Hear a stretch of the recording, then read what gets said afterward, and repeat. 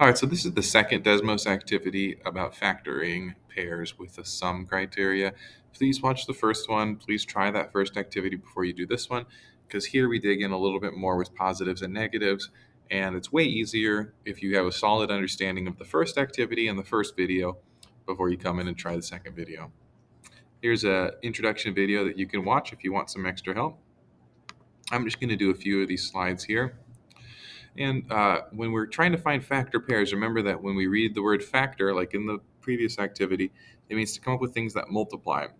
And here we're coming up with things that multiply to make a negative value. And so if you're going to multiply and make a negative value, you need to have one positive factor and one negative factor. A positive times a negative makes a negative.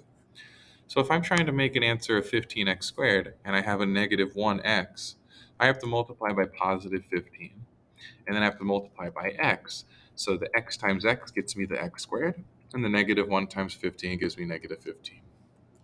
Similarly, I have blank times 5, so I know it needs to be 3, I know it needs to be negative, and I know it needs to be an x. Now we're looking for a positive 2x, and it says here, a big clue, that the larger factor must be positive and the smaller factor must be negative. So I have negative 3x plus 5x, and that adds to 2x. So this is something that you're going to be practicing in factoring where you need things that multiply to make a negative and add to make a positive or add to make a negative. In this case here, we are going to add to get a, uh, a positive 6x, it says. I think that must be a mistake because a positive and then it says negative 6x. So this looks like a mistake right here. I believe this should be the word negative. Anyway, let's try it out.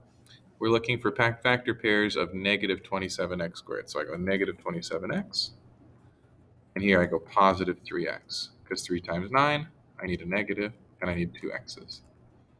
Then to come up with the ones that add to negative 6x, I do 3x plus negative 9x, and that adds to negative 6x. I'll just do a couple more problems here, see if there's anything tricky coming up down the road.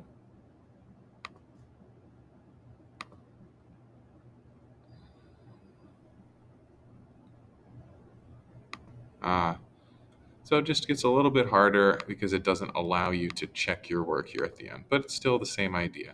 So I'll just do, let's do number 10 and number 11, slide number 10, slide number 11, and we'll call it a day. So we're looking for a factor pair of negative 24x squared that adds to be 5x. So I could do 1x times 24x.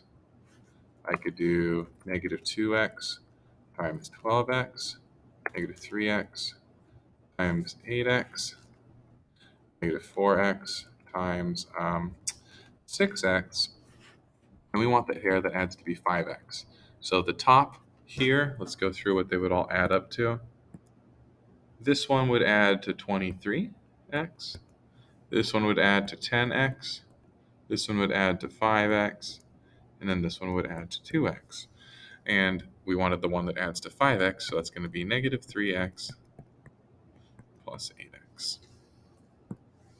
Let's do one last example and we'll call it good.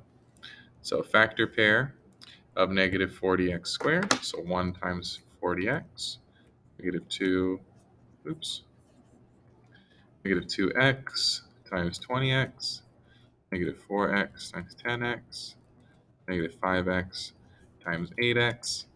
And out of those, the only one that adds up to 6 is negative 4x plus 10x, and that adds up to 6x.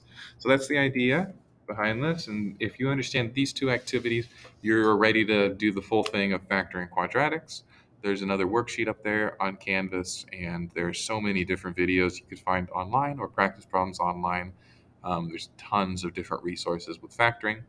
I promise you that the work you put in on this concept now will pay off this year, but it'll also pay off when you take your next algebra class. So please do your best, ask questions, comment, whatever you need, and I'll help out.